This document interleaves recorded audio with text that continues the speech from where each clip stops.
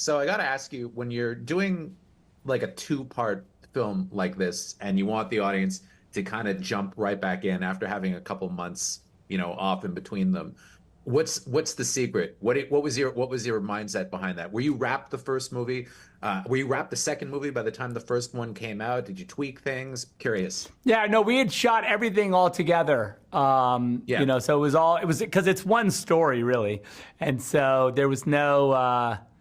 And we were almost done with movie 2 editorially when movie 1 came out. So it really hasn't been changed from what we did. So yeah, I think that the idea for me anyway for movie 2 was really like we've collected the team and now we need to kind of understand the why of the fight and before we go into this battle with the Imperium. So yeah, movie 2 is all about like understanding the characters, in a lot of ways. You cannot win. Sofia, you've said before in interviews that this was probably one of the biggest challenges of your life doing this part, both movies. And I got to ask you, with training included and everything, how much of a time commitment was this for you? Because I imagine like this must have been years of your life, right? Doing these films. Yeah, I mean, no, this Rebel Moon took like a year, an entire year from the moment I started with the stunts till when I wrapped, and a year investment and a year of spending time with the character and just living in Cora's skin basically. And what was the most challenging aspect? It must have been, I imagine that the physical aspect and the fight scenes must have been something that was insanely difficult to pull off, right? What was the most challenging aspects? I think for me, and I know I don't know if that might sound weird, but it was really the gun training. I wanted Cora to really be believable. I wanted it to be very believable that she trained, that she was a war machine basically, and that she was raised to be a soldier and that was a soldier and very, very, very good at it. And for me, the physical aspect of learning the choreography was not as hard as like learning how to hold a gun and tucking your elbows and having your fingers not on the trigger when you didn't need to have it there, and like just what you do with your eyes. Like instinctively, I would close one eye, but in reality, you have to keep both eyes open, and it's just like for it to be steady when the rest of your body's moving. Anyway, the training for that was really. I was nervous that I wasn't going to be able to be believable. And I remember the stunt team with Freddie, Spider, and Mel, who were incredible to me and so incredibly helpful. They wanted me to learn choreography, and I didn't want to do that. I just wanted to do stunt. I wanted to do gun training. And they're like, yeah, we could do that later. And they thought the other part was harder for me. I said, no, I wanted to do the gun training. But anyway, that was the biggest challenge for me. You're all here because there is nothing to return to.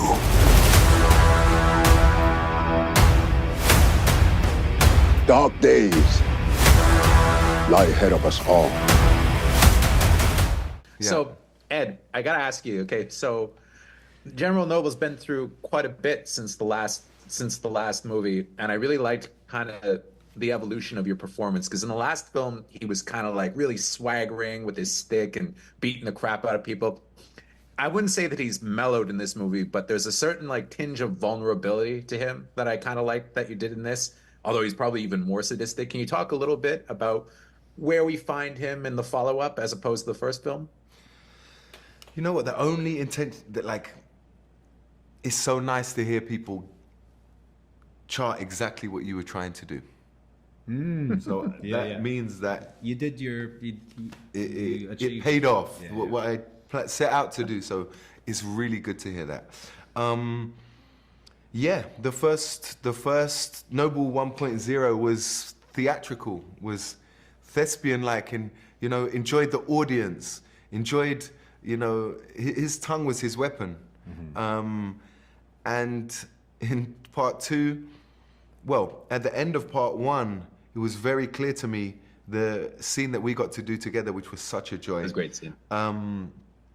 Is when you realize, oh, there is vulnerability to this man. He is subservient to someone else. This guy who's the big bad guy is not the biggest, baddest guy. You know, so that for me was like a really important moment for Noble, but of course for the narrative, which, you know, I'm only here to serve. And then in the second half, of course, you know, getting my ass handed to me by Cora, you know, it becomes personal, and it becomes more singular. He becomes more singular in his vision of revenge and violence, and probably loses because of that, because he loses his pragmatism. We will teach you how to fight. That's impressive. So, if it was up to you and people were experiencing this for the first time, that maybe haven't seen the first one, would you say that the best way to watch it is as one full movie, back-to-back, double bill? Or do you think that people should take a break? They should watch part one night, part two the other night, pull like a Godfather, where you separate it? Yeah, I mean, I think that it's very reasonable to watch both movies back-to-back, you know, if that's what you feel. But by all means, if you want to wait a day, that's great. But I think really for the like most immersive experience would be watching them back to back to really kind of go deep with it. Djimon, I gotta ask you, Titus, you're so great in this movie, and it's nice to see you fully unleashed and kicking ass all over the place. But I thought also what was great about it is that you really get a sense of what drives Titus in this film. And if you had to define the character one way, how would you define it? What would you say is his journey? What's the most important thing to him?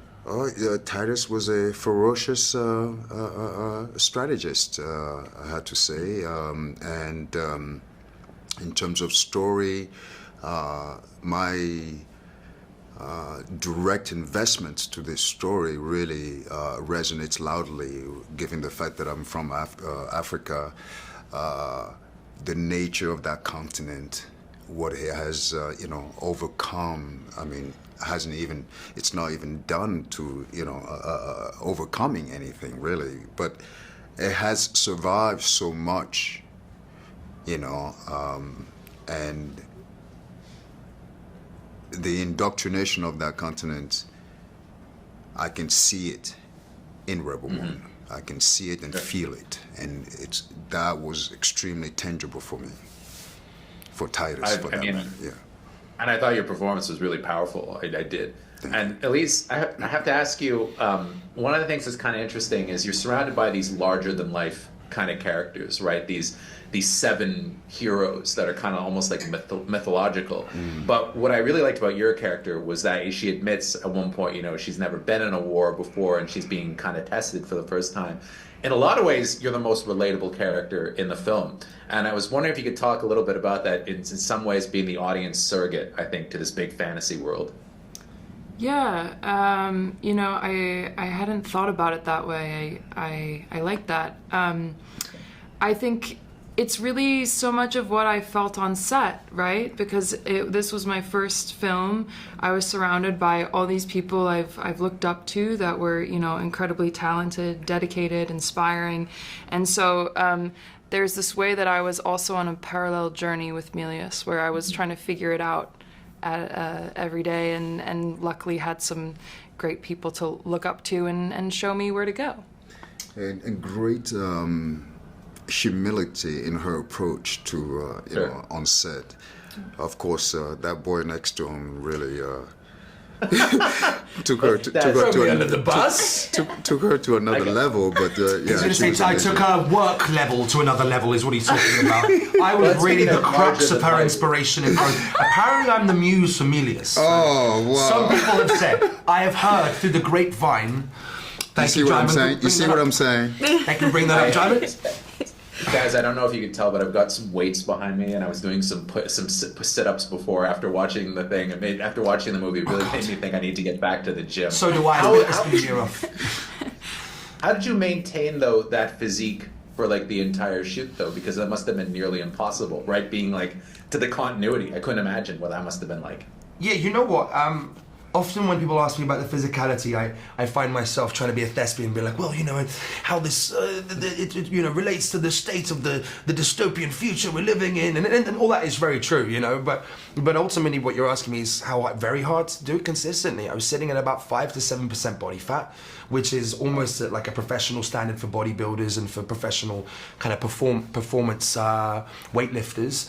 And they usually sit like that for 3 to 4 weeks and then take 3 months off and go again. And so very, very difficult, if I'm completely honest. But again, doing what I said I wouldn't do, super informative to the state of the character and the positions we're all in, you know. And again, you know, this is, our bodies are part of our, as you call it, instruments of interpretation, and it's such a big opportunity, especially on a show like this, to help demonstrate the character, and the physicality in these kind of performances is very important. So it really helped, I think, forge that level of discipline, that level of stoicism necessary to play a character such as Tarek or any of these characters. The Scargivers among them, those this village holds most dear. Everybody's very excited for your director's cut as well. I feel like, so I'm curious, if you were to say who, in your opinion, is the one that most benefits from the extra screen time? I remember you telling me something that there was a lot more Jimmy stuff. Oh yeah, time more Jimmy. Well, really, the person who benefits from the more screen time is me. But I think, and the audience, hopefully. And all of us, yeah. Yeah, but yeah, because they're each like an hour longer each, so it's it's a total of 2 hours of additional material between the two movies. Their nightmare is you and I fighting together. You must know. Yeah, tons more Jimmy, an incredible, in movie one, an incredible other opening sequences, like a 20-minute long sequence that's just not even, that there's no part of in movie one, and just a lot more. You know, we were talking about it earlier, that even within the body of the movie, in a normal scene that you would think would just be like brought from the PG-13 version over, even the individual takes are slightly different in a lot of the scenes where we just selected. It's almost like an alternate universe version more than we always, because like even the events happen in different orders, and like the characters are slightly different, you know, so it's an interesting. You know, the R-rated universe of Rebel Moon is a different universe than the PG-13. So it's an interesting, rather than it being like a continuation or like additional material, I really do think it's like an alternate universe. So it's kind of cool. It's kind of fun.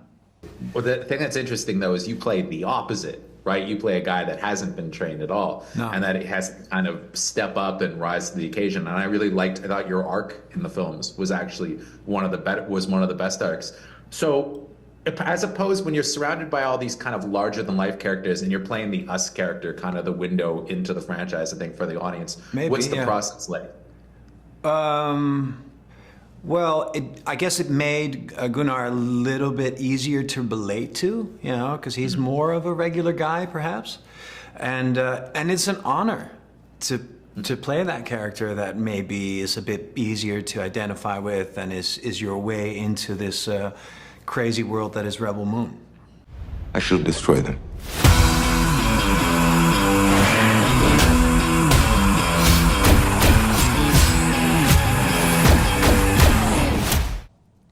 One of the things that's interesting always about these kind of immersive franchises like Rebel Moon is that they always spark such debate and such strong opinions. I'm always amazed by how personally people seem to kind of take these universes. What is it that you think about them that makes it that people get like so wrapped up in this universe to the point that they almost at times lose reason? I think if you're on Twitter, like, yeah, I think it's great. I think it's cool because, and I think what does it is this kind of, and we really do it. We really effort as best we can to make sure that the mythology of the universe is complete and is consistent, so that if you want to take a deep dive, the answers are there. And of course, that's one thing that's cool about the director's cut, because it answers a lot of the questions I think that people are having right now about whether it be Issa's energy or whether it be, you know, Noble's recovery and all these things like that. You get a lot more. There's a lot of answers in the director's cut to those questions. When will we see it? I gotta ask. I think it's just at the end of the summer, sometime in August. Okay, nice. Thank you very much. And we're going to release them Appreciate both on the same day, so. I have no choice but to fight.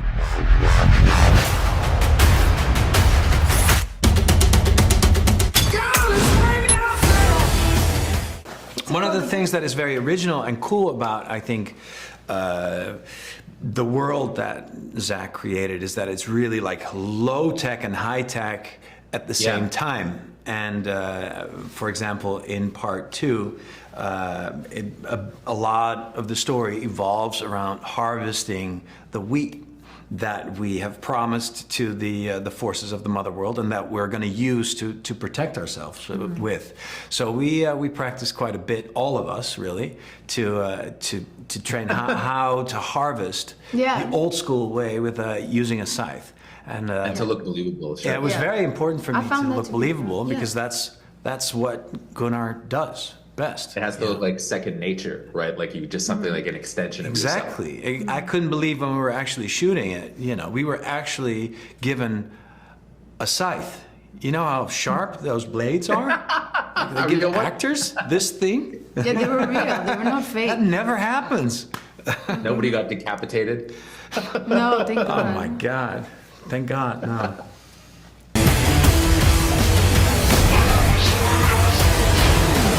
The Scargiver herself.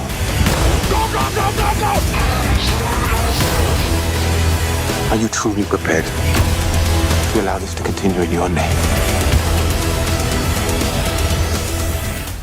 Fra, I gotta ask you, so Belisarius, is the more evil one, I think, is the kind of the emperor of the Rebel Moon universe. What I really liked about your performance as well is that you really set up a sense of menace despite the fact that there's not a ton of screen time. So when you're doing something like that, when you have to make a big impression, you've really only got like a handful of scenes to do it in. As an actor, like what's your process? How do you make sure that people are going to know that you're the one that everybody should be afraid of? Yeah, I mean, the impulse would be to go really, really big and strong and like make a lot of noise. But it wasn't necessary for this character. I think he manages to reach this unbelievable position of power through extreme intellect. And he's a master manipulator.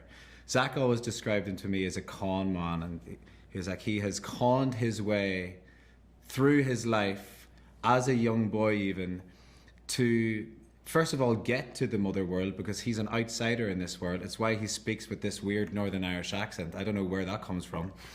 It's not weird, just Northern Irish. To be in this unbelievable, place of power, and I like the greatest dictators in history, they do that very, very quietly, and they cleverly allow other people to do the dirty work for them, and they appear very, very clean, but actually they're just creating their stepping stones for their rise to power. So it's I think it's a pretty understated performance, but I think that was right for this character, So yeah, it was. That's where the menace is. In the understated, calculated nature of Belisarius, for sure.